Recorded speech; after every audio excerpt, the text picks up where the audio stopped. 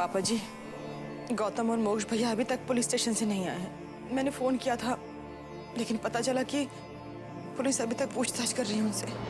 पापा जी, वो मेरा मंगलसूत्र टूट गया है तो मैं उसके नग ढूंढ रही हूँ।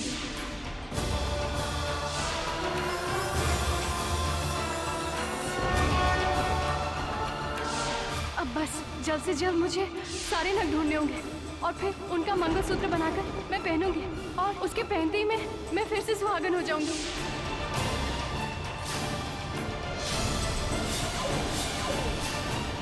कितनी देर हो गई माँ, अपना चमत्कार कब दिखाएंगी आप?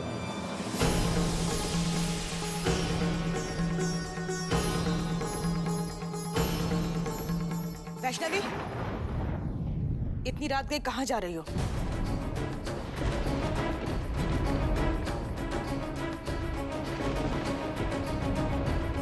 और वो भी इस लिबास में? भाभी, आज मुझे मत रोकिए, मैं अपने वंश को लेने जा रही हूँ। वो वापस आ रहे हैं। लगता है तुम पागल हो गई हो।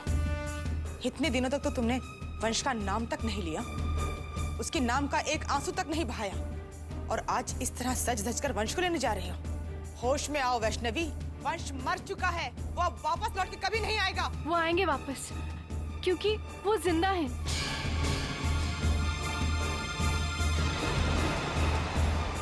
हाँ भाभी, वंश जिंदा है और आज मैं उन्हें लेने जा रही हूँ।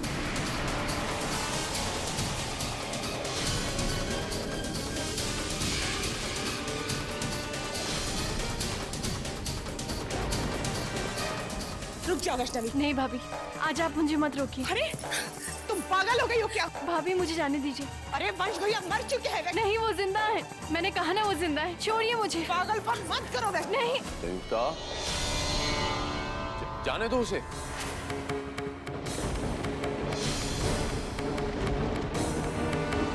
पापा जी, ये पागल आप देख रहे हैं? मैंने कहा जाने दो उसे।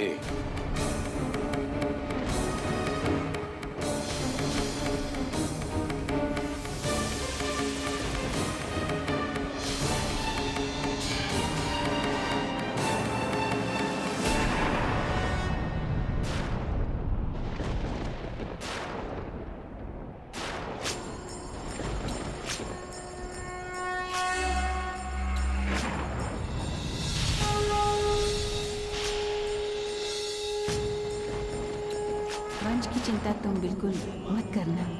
जब तक तुम वापस नहीं आ जाती, मैं इसके शरीर की रक्षा करूंगी।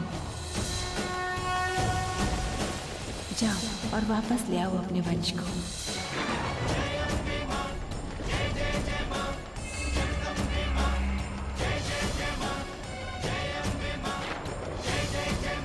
हेलो बालिके, अब तुम्हें अपने पति तक पहुंचने के लिए इन सीढ़ियों को पार करना होगा। 6 सीढ़ियां और 6 कठिन कार्य।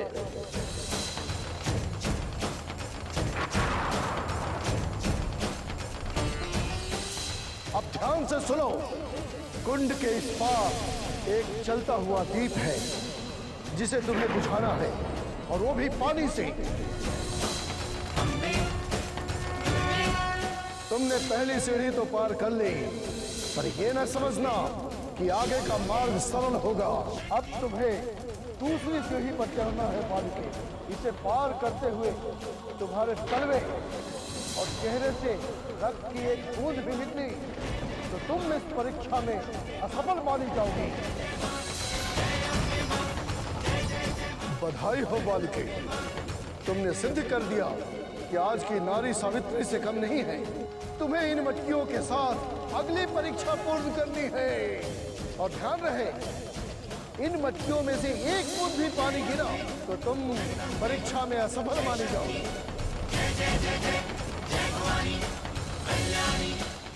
इतना हुई कि तुम्हारे आंसुओं से यह मटका पूरा भर गया।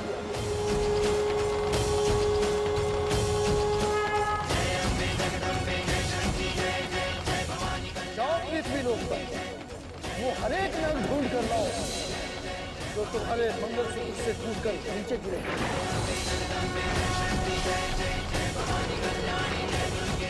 और सुहागन के रूप में मेरे पास आए। वैष्णवी, तुम यहाँ, वो भी इस तरह? क्या बात है वैष्णवी, तुम ठीक तो हो ना बेटा? बेटा माँ, तुम यहीं रुको, मैं इसे देखता हूँ।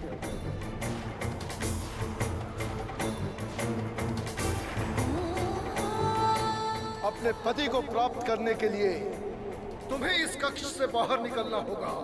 किंतु आपने ये नहीं कहा कि वो अपनी देह को किस अवस्था में बाहर ले जाए, इसलिए वो अपनी देह को राख के रूप में इस कक्ष से बाहर लेकर गई।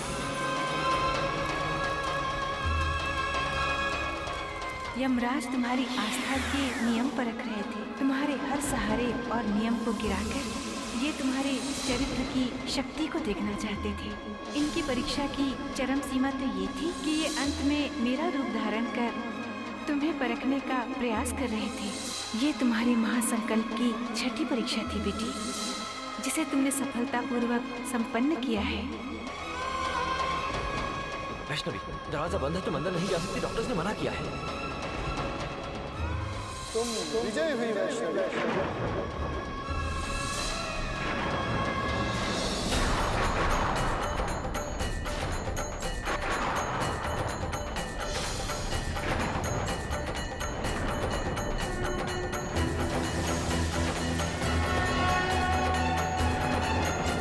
वैष्णवी,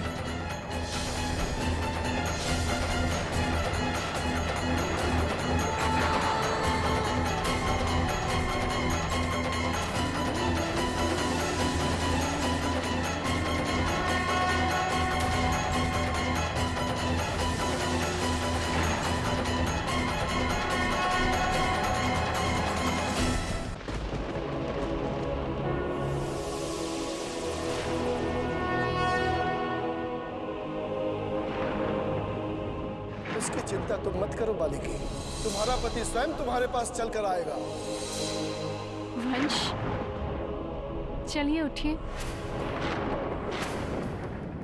मैं आपको लेने आई हूँ। आपकी वैष्णवी आई है वंश। आप अंदर कैसे आ गई?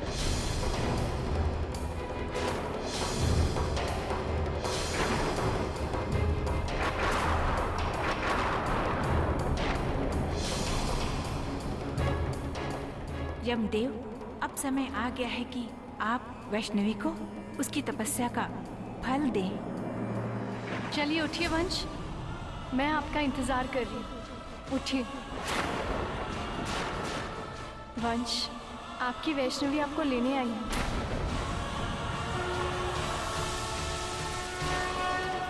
वंश, बहुत लंबे सफर से मैं आई हूँ आपको लेने।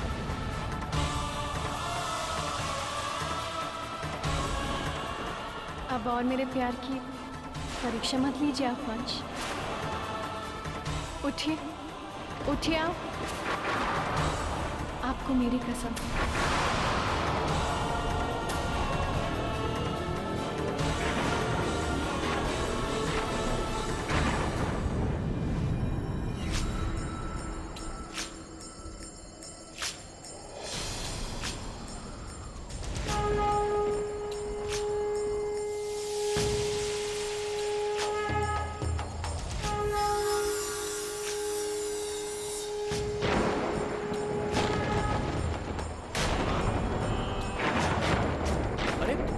ये सब क्या हो रहा है? ये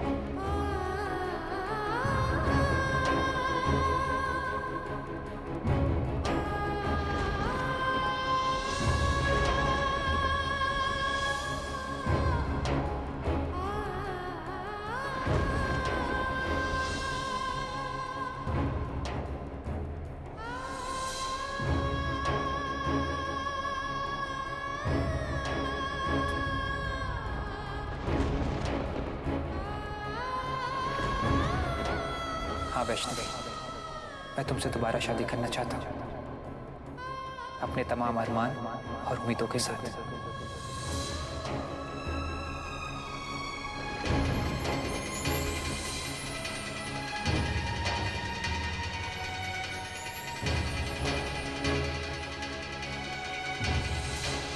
हाँ वैष्णवी, मैं आ गया तुम्हारे पास हमेशा के लिए। अब कोई नाम, कोई रिश्ता हमारे बीच फासला नहीं पैदा कर सकता वैष्णवी।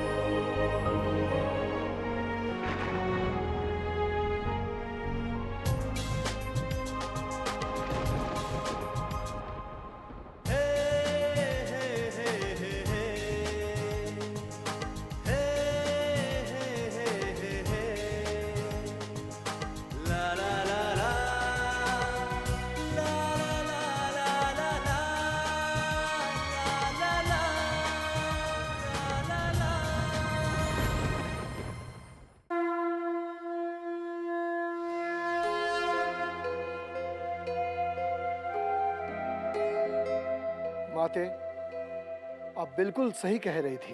ये लड़की असाधारण है, अद्भुत है। प्रेम, विश्वास, भक्ति और मानवता के समस्त गुणों से अलंकृत है। माते, मेरे कथनों को अन्यथा न ले, किंतु इतिहास साक्षी है। मानो तो मानो, देवता भी अपने गुणों के अहंकार से बच नहीं पाए हैं और परिस्थितिवश आपकी पुत्री को अपने गुणों का, अपनी असाधारण शक्तियों का बोध हो गया है और ये बोध कहीं उसे अहंकारी न बना दे। आपकी आशंका सत्य है यमदेव। मुझे भी यही विचार चिंतित कर रहा था। इसलिए मैंने निश्चित किया है कि इस महासंकल्प की घड़ी में जिन भी शक्तियों का वैष्णवी को बोध हुआ है, उसे उसकी स्मृति से मिटा दिया जाएगा। कुछ ही क्षणों के पश्चात वंश और वैष्णवी अपने विवाह मंडप से लेकर अब तक की सारी स्मृतियां भूल जाएंगे। यही उनके लिए उचित है।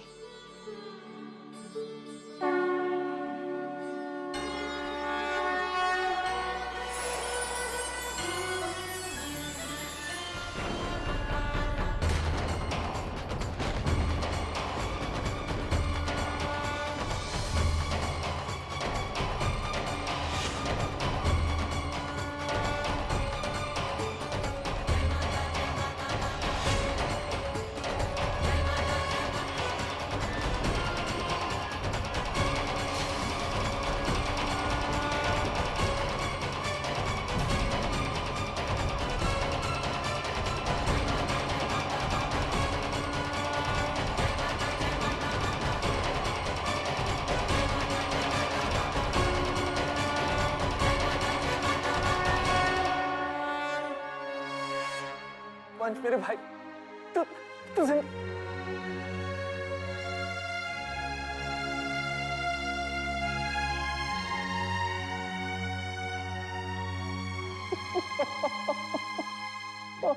Excuse me. डॉक्टर साहब, मेरा भाई जिंदा है। मेरा भाई। ठीक है, लेकिन अभी हमें इनका चेकअप करना पड़ेगा। Please come, please.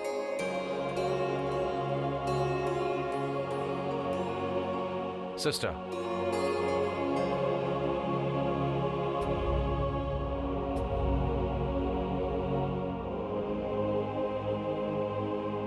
देखिए, ये तो बिल्कुल ठीक है, लेकिन ऐसे कैसे हो सकता है? ऐसा हो सकता है डॉक्टर साहब, ऐसा हम सबकी आंखों के सामने हो रहा है।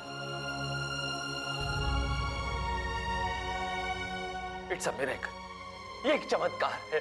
इस चमत्कार ने सिर्फ मेरी ही नहीं, बल्कि मेरे पूरे परिवार की जिंदगी बदल It's really a miracle.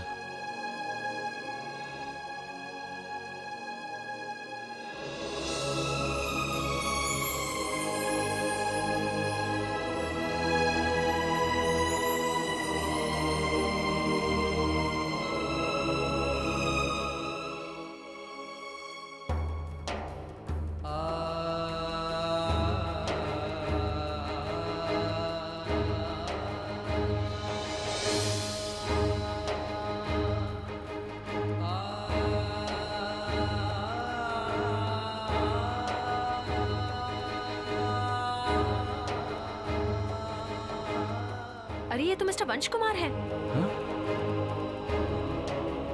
ये कैसे मुमकिन हो सकता है?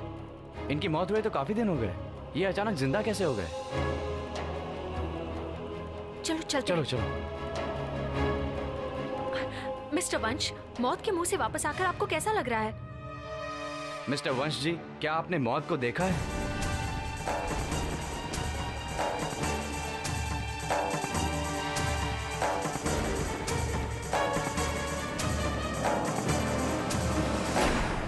बताइए मिस्टर वंश, मौत के मुंह से निकलकर कैसा महसूस कर रहे हैं आप?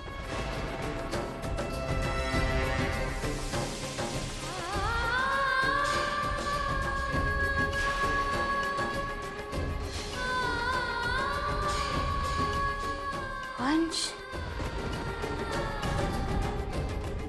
माँ,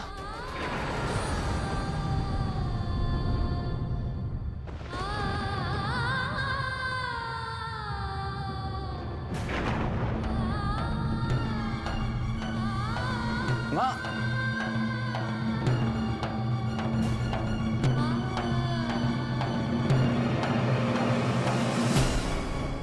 सर जी ये क्या हो रहा है? कुछ बताइए सर जी, वरना भाभी जी की तरह मैं भी बेहोश हो जाऊंगा सर।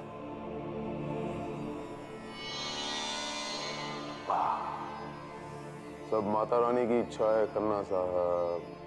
चलिए सर, इस वक्त हमें वंश के पास होना चाहिए।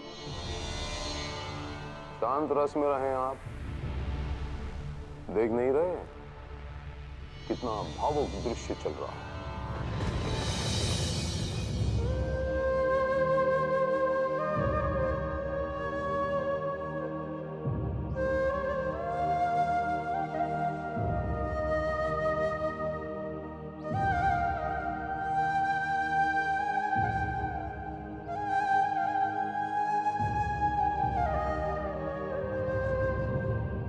दुनिया को ये आनंद उठा लेने दें, उसके बाद हमारी एंट्री होगी।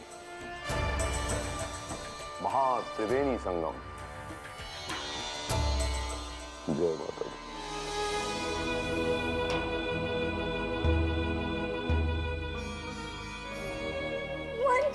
हाँ माँ, मेरा बेटा, तू वापस आ गया। आपका बेटा मौत के मुंह से वापस आया है। ये चमत्कार कैसे हुआ? माँ,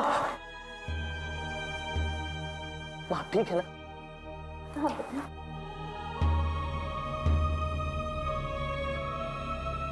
देखिए, हमारा परिवार इस समय बहुत ही मुश्किल परिस्थिति से गुजर रहा है। मैं आप सबसे गुजारिश करता हूं कि हमारे परिवार को इस समय अकेला छोड़ दीजिए। अपने बेतुके सवालों से हमें परेशान मत कीजिए। जय माता दी, जय माता दी। हा मेरे बच्चे, जीते रहो मेरा बच्चा, जीते रहो मेरा बच्चा। हाँ। आज मुझे पता चला कि भक्ति में कितनी शक्ति होती है। देखा आप लोगों ने, इसे कहते चमत्कार। माता रानी की शक्ति और हमारी बहू वैष्णवी की भक्ति का फल है ये। मेरी माता रानी की बेटी की तपस्या के सामने स्वयं यमराज ने भी घुटने टेके, उन्हें भी अपने घुटने टेकने पड़े। और ये देखिए, फलस्वरूप हमें हमारा बेटा लौटा दिया।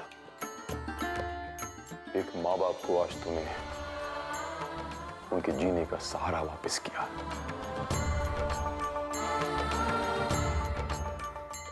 सदा सुहागन रहे, इससे ज्यादा मैं तुझे क्या आशीर्वाद दे सकता हूं। जाओ बच्चे,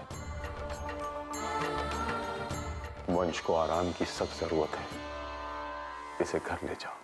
वैष्णवी जी, अब आप ही बताइए कि इतना बड़ा चमत्कार आपने किया कैसे?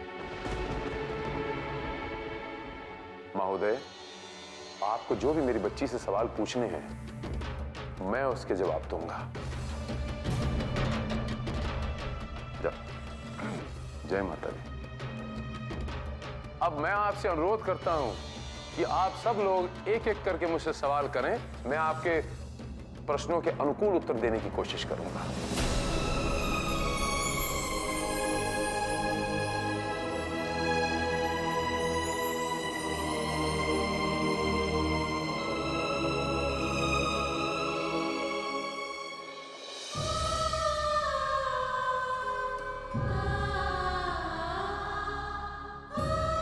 वैष्णवी, तुम्हारी माँ प्रत्यक्ष प्रमाण है।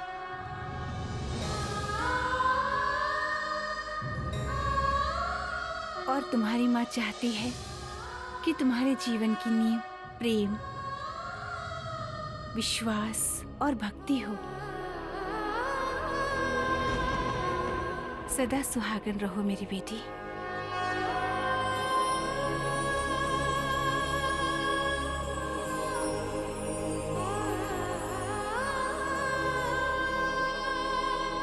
हमें इस चमत्कार के बारे में बताइए शील जी। हाँ हाँ शील जी, हमें बताइए कि इतने दिनों के बाद मिस्टर वंश जिंदा कैसे हो गए?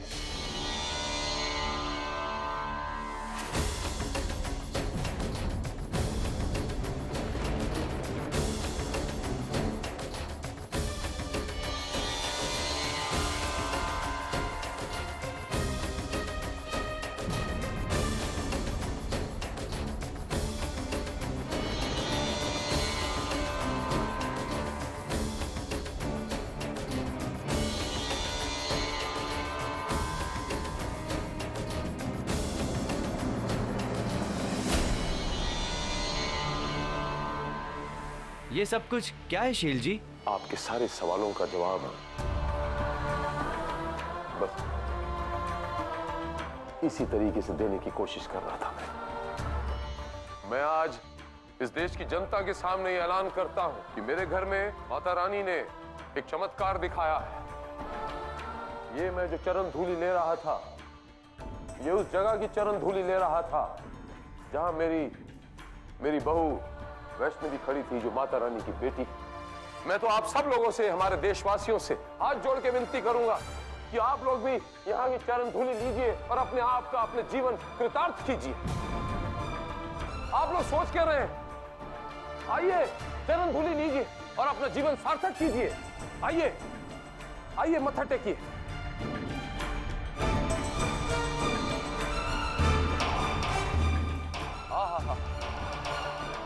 सारे बोलो जय माता दी। जय माता दी। आप गवाह, ये अस्पताल गवाह है मेरी बेटी की जीत का। और अगर आप सबको माता रानी के असीम आशीर्वाद का लाभ उठाना हो तो कल सुबह मेरे बच्चे की जीवन दान की खुशी में मैंने एक सभा रखी, बड़े समाज को बुलाया है।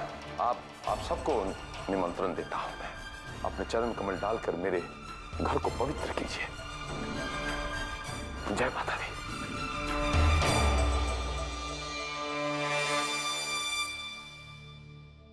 गौतम, आज तक हम अपने अच्छे और बुरे समय में साथ थे, लेकिन आज मैं बिल्कुल अकेली पड़ गई हूं। और इस अकेलेपन की वजह से मैंने एक बहुत भयानक सपना देखा। मैंने देखा कि वंश भैया मेरे सामने खड़े हैं और मुस्कुरा रहे हैं। गौतम, मैं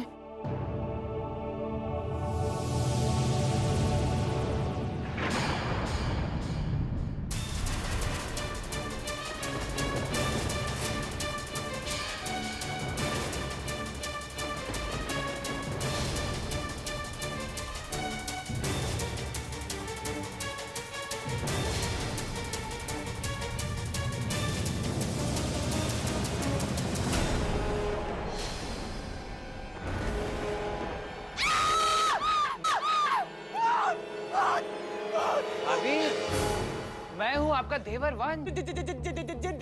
जय हनुमान ज्ञान गुनी सागर, भूत पिशाच निकट नहीं आए। भाभी, आप इतनी डरपोक है ये तो मुझे पता ही नहीं था। देखिए ना, हनुमान चालीसा भी गलत पढ़ रही हैं आप। महावीर नाम सुना है।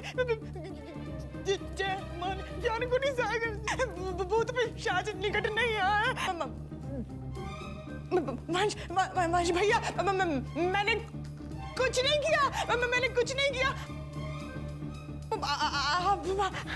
आप तो मेरे छोटे भाई जैसे है ना, आप मेरा कुछ नहीं कर सकते। आप मेरा भाभी, मैं वंश, मैं कोई भूत वूत नहीं हूँ।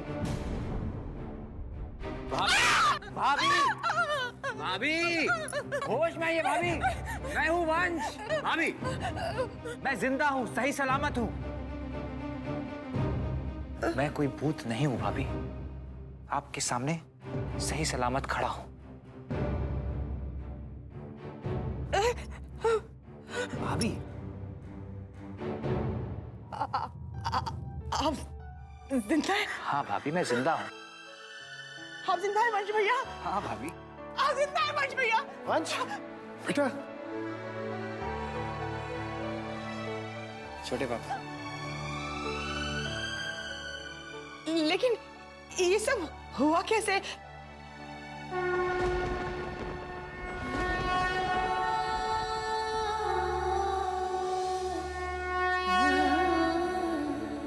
ये तो मैं भी नहीं जानती हूँ कि ये सब कुछ कैसे हुआ है, पर हाँ, मैं एक बात जरूर जानती हूँ कि ये सब किसने किया है।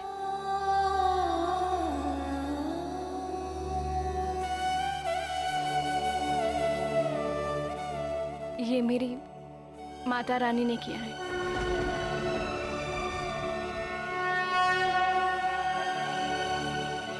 जय माता दी।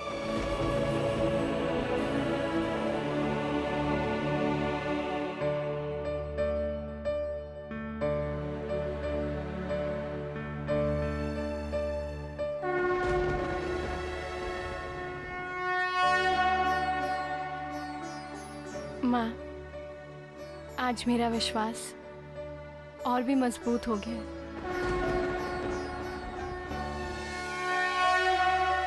आज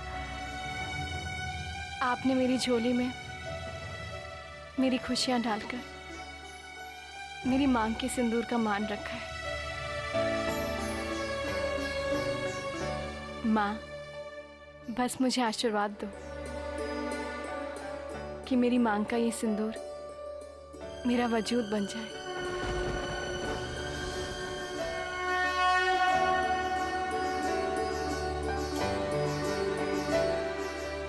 और मेरी आखिरी सांस तक ये सिंदूर यूं ही चमकता रहे।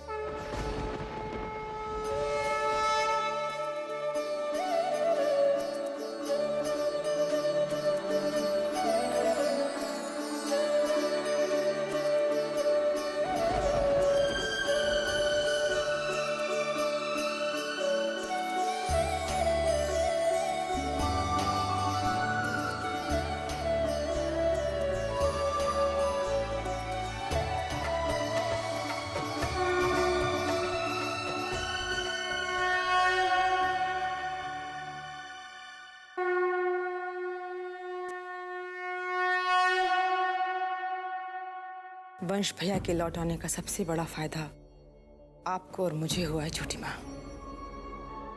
अब गौतम और मोक्ष भैया को पुलिस छोड़ देगी। अरे जब वंश भैया जिंदा है तो पुलिस क्या खाक पूछताछ करेगी? बेवजह परेशान किया बच्चों को। किसी ने अभी तक उन दोनों की सुध नहीं ली है। बेचारे हवालात की हवा खा रहे हैं अभी तक। लगता है मुझे ही वंश भैया से बात करनी पड़ेगी।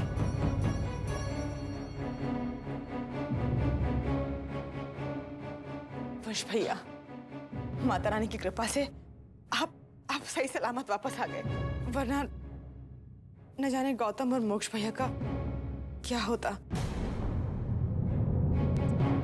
क्या हुआ है गौतम भैया और मोक्ष भैया को? क्या हुआ भाभी? आप इतनी परेशान क्यों हैं? नाटकबाज कहीं की। जता तो ऐसे रही है जैसे कुछ याद ही नहीं है। सब कुछ कर करा के भूलने का नाटक कर रही है भक्तन। हाँ भाभी, बताइए ना कि आखिर क्या हुआ है गौतम भैया और मोक्ष भैया को? वंश भैया, आपके जाने के बाद आपके दोनों भाई। हाँ, वो तुम्हारे दोनों भाई जरूरी काम से बाहर गए। क्यों बहू? बेटा इसलिए तो वो तुमसे मिल नहीं पाए, लेकिन मैंने उन्हें बता दिया है कि तुम कुशल मंगल लौट आए हो। बस वो आते ही होंगे तुमसे मिलने। बहू, वंश थका होगा, अस्पताल से आया। जाओ इसे ऊपर ले जाओ, विश्राम करेगा ये। जी।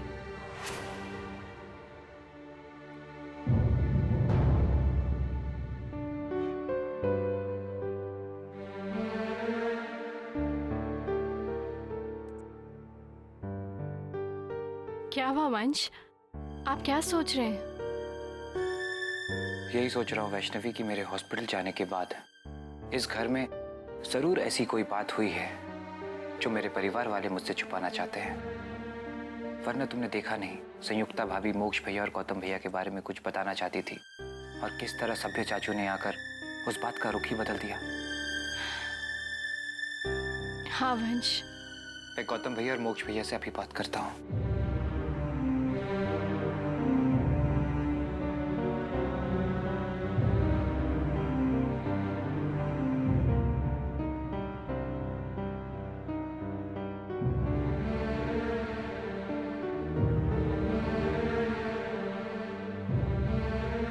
दोनों का फोन अनअवेलेबल आ रहा है। कुछ तो गड़बड़ है। समझ में नहीं आ रहा है कि मैं किससे बात करूं। चलिए, गर्मा गर्म खाना हाजिर है, जल्दी से खा लीजिए। दीदी आप। थैंक यू भाभी।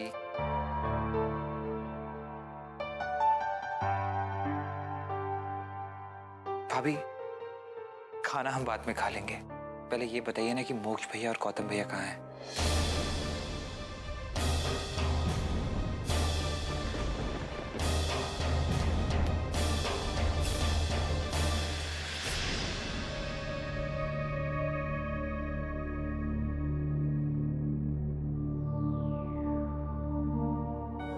अरे गौतम भैया, इतना परेशान होने की कोई जरूरत नहीं है।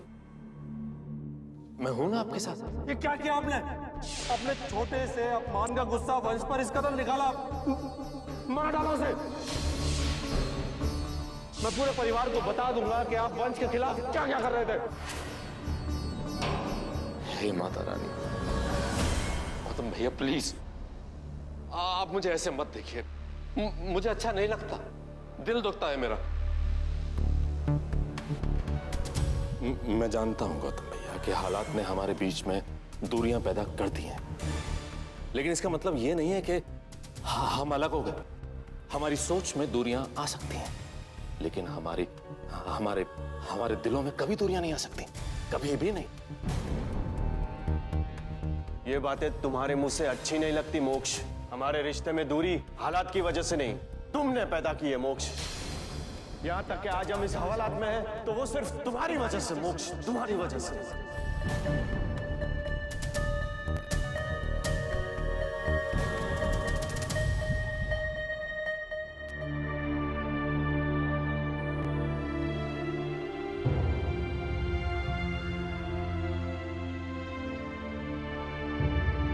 सर जी, आप कुछ परेशान से लग रहे हैं।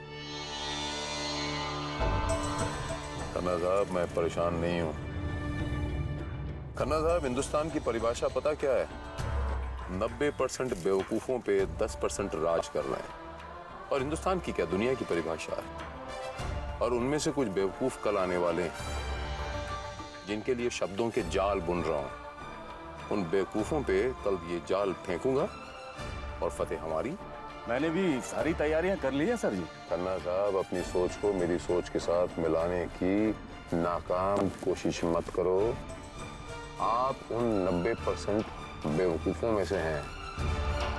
दुनिया में ऐसा कोई पैदा नहीं हुआ जो शील कुमार की सोच के साथ अपनी सोच मिलाने का ख्वाब भी देख सके। मेरे सपने आसमान की उन बुलंदियों को छूना चाहते हैं जहां से मैं दुनिया पे राज करूंगा, लेकिन उससे पहले जमीन से जुड़े मेरे परिवार के हर मसले को मैं सुलझा देना चाहता हूं।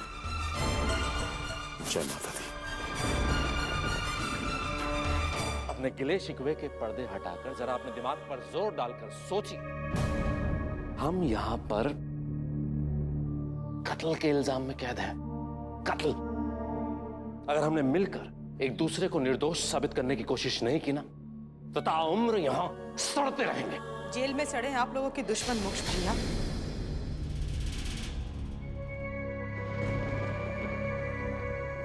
संयुक्ता, तुम यहाँ पर क्यों आई? आपको लेने। आप पर लगा कत्ल का इल्जाम झूठा है, बेबुनियाद है,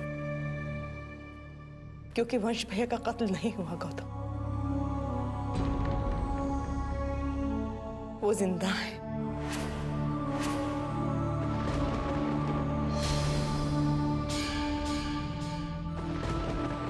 अरे भाभी, अगर वंश जिंदा है तो जाकर इंस्पेक्टर साहब से कहिए ना। अरे उनसे कहिए कि उन्होंने हमें यहाँ पे गलत इल्जाम में कैद किया हुआ है। उसकी कोई जरूरत नहीं है।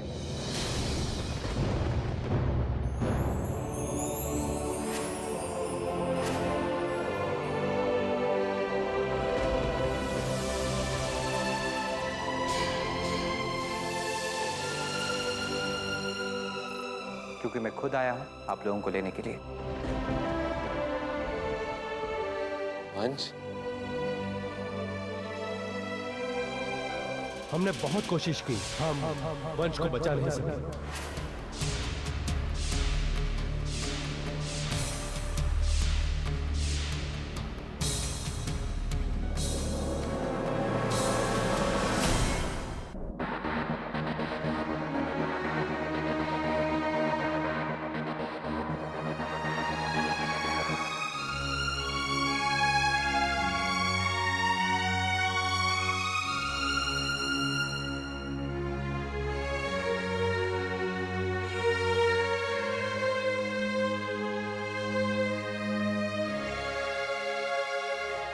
वंश,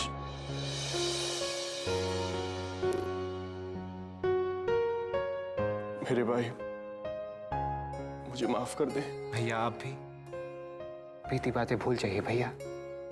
माता रानी ने हमें एक और मौका दिया है एक होने का। मुझे आप लोगों के प्यार के अलावा और कुछ नहीं चाहिए, कुछ नहीं चाहिए।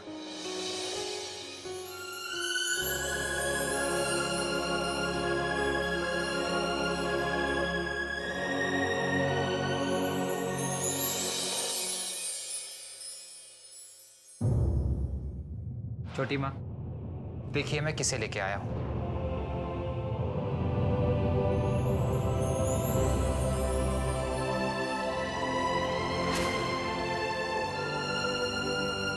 मोक्ष, मोक्ष बेटा, कैसे हो तुम?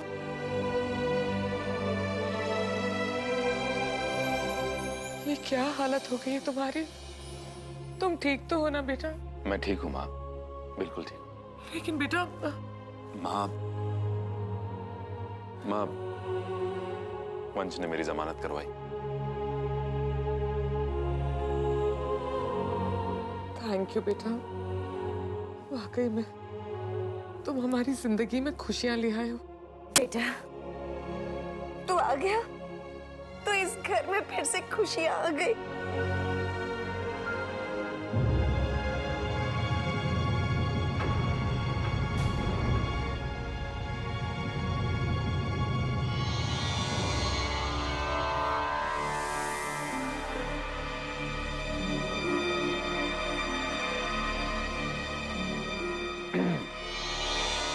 जय माता दी। जय माता दी। माता रानी का लाख लाख शुक्र, माता रानी को कोटि कोटि प्रणाम कि आज मेरा परिवार फिर से एक हो गया। आप सब लोगों के लिए एक खास सूचना, मैंने कल सुबह एक शील कुमार हाउस में एक प्रेस की कॉन्फ्रेंस रखी है और आज इस मौके पर मैं आप सब लोगों के साथ कुछ विचारों का आदान प्रदान करना चाहता हूं, और खास तौर से तुम्हारे साथ मोक्ष। तो क्या कहा था तुमने कि वंश को गौतम ने जहर दिया था?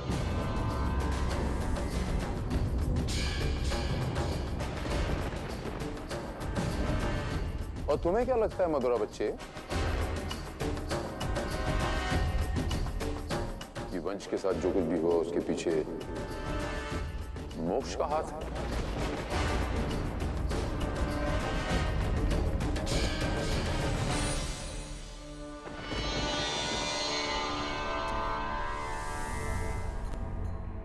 संयुक्ता, मैं आपको इस घर में इसीलिए बहू बनाकर नहीं लाया था कि आप मेरे ही घर में पुलिस के आगमन की नींव डाल देंगे, मेरे ही लोगों को हथकड़ियां पहनाने की कोशिश करेंगी। इसीलिए मैं आपको यहां बहू बनाकर नहीं लाया था। कान खोल के सुन लो तुम लोग, मेरा घर है ये। इस घर में बोलने का हक सिर्फ मुझे है।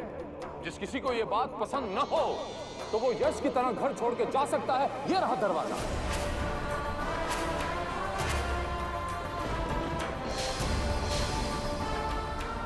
तुम्हारे मन में ये सवाल गोते खा रहा होगा बार बार कि मेरे पापा जी पुलिस स्टेशन मेरी जमानत करने क्यों नहीं आए? मेरे वो पापा जी जो तुम्हारे लिए खून का आखिरी कतरा तक न्यौछावर करने के लिए तैयार रहते हैं, वो पुलिस स्टेशन में जमानत करने क्यों नहीं आए?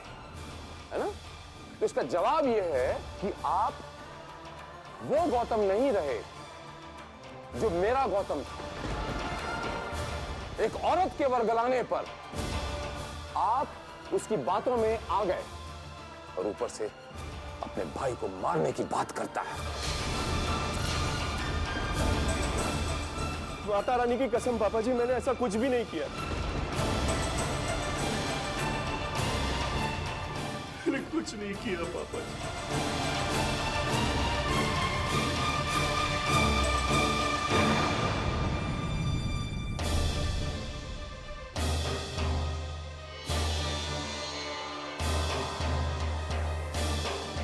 अगर तुम माता रानी की कसम खा रहे हो तो मैं तुम पे विश्वास करता हूं गौतम, तुम सच बोल रहे हो। लेकिन यह भी एक बहुत बड़ा सत्य है कि मेरे ही घर में मेरे ही घर वाले मेरे खिलाफ बगावत का बिगुल बजा रहे हैं। और अगर ये बगावत का बिगुल फिर से बजा तो ये गलती नहीं, गुनाह माना जाएगा।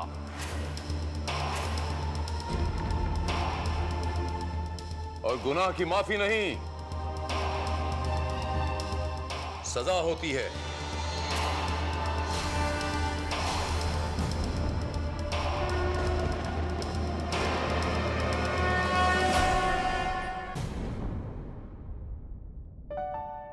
पता नहीं वैष्णवी, पता नहीं हमारे परिवार वालों को क्या हो गया है।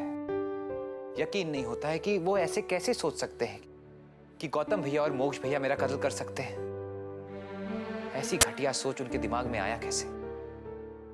अच्छा वैष्णवी, कभी माँ ने तुमसे कुछ पूछा?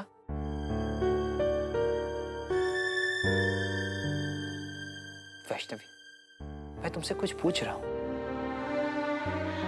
जी, आपने कुछ कहा? पता नहीं किन ख्यालों में खोई हो तुम।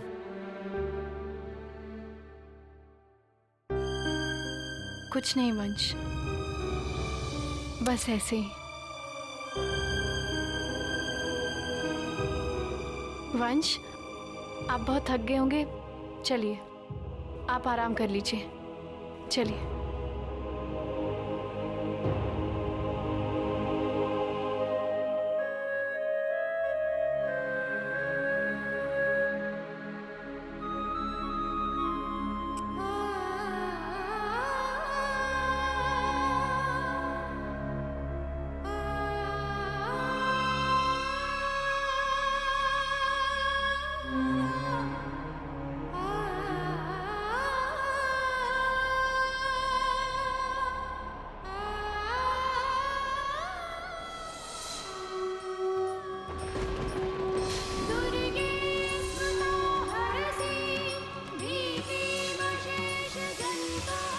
ये अचानक क्या हुआ तुझे?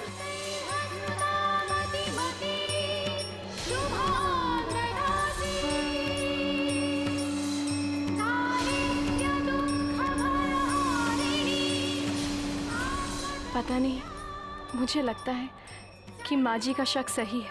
वंश के साथ जो कुछ भी हुआ वो सिर्फ इत्तेफाक नहीं था। कोई ना कोई तो है जो वंश को जानबूझकर नुकसान पहुंचाना चाहता है, और वो हो ना हो दोबारा वंश को नुकसान पहुंचाने की कोशिश जरूर करेगा। लेकिन इस बार मैं वंश के सामने ढाल बनकर खड़ी रहूंगी।